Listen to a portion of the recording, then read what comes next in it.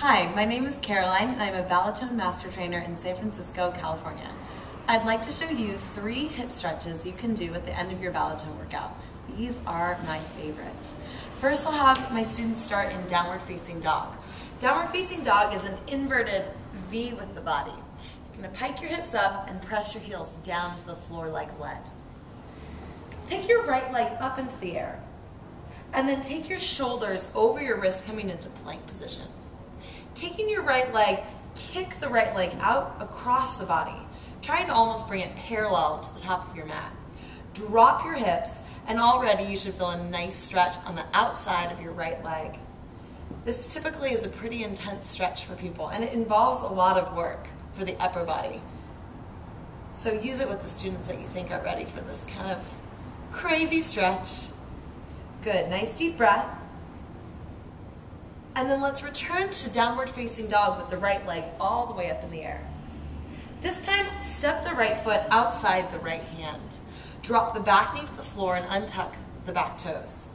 Bring both hands inside the front foot and walk your front foot about 45-degree angle.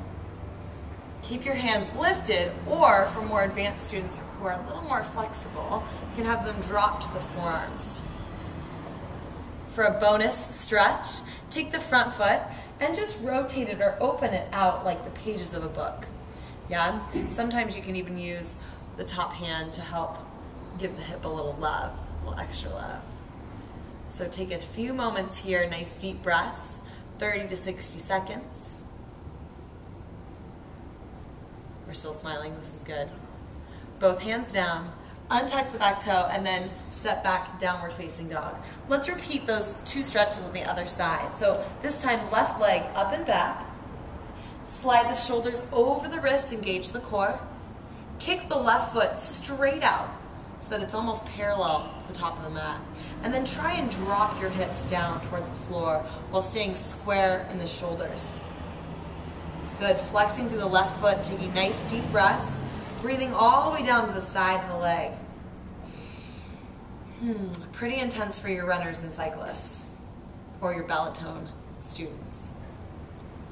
Good, reach the left leg straight up and back, and this time step the left foot outside the left hand.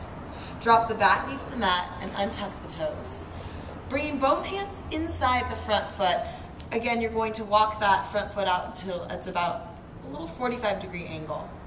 You can have your students stay here, or you can have them drop to your forearm, to their forearms. Nice, easy, deep breaths. And I, again, always love the extra bonus option of taking the front foot and opening it out like the pages of a book.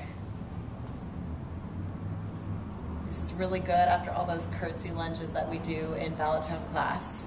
Targets the outer hips. It's kind of a blissful stretch. Good, last deep breath here.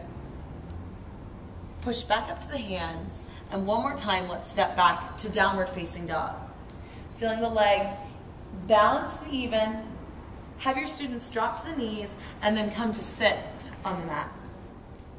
You'll take one foot on the bottom, and then stack ankle on top of knee, and knee over ankle. Now this is actually a pretty intense stretch for a lot of people, and you'll see their knee pop all the way up. So if this happens and they have pretty tight hips, you can just have them align the shins parallel to each other in front. But if they can, stack ankle on top of knee, like fire logs, both sit bones directly on the floor, and then you'll slowly walk forward on the floor. And again, you should feel a nice stretch in the outer hips here, trying to let them relax on the ground. For most people, they might even just be sitting up. This will be a stretch. They don't even need to come forward, so you can have them just stay sitting. Good, and then we'll switch other side. You can have them do something really creative here. A little extra core work. Stack ankle on top of knee, knee on top of ankle, both sits bones glued to the floor, and we walk it forward, easy. Nice deep breaths. This is also known as double pigeon, and another great exercise after all the curtsy lunges and pulses of Balletone. The good stuff. Hurts so good. Take it up nice and easy. And those are 3 hip stretches that you can do, a nice easy sequence at the end of your Balletone class. Thanks, I'll see you soon.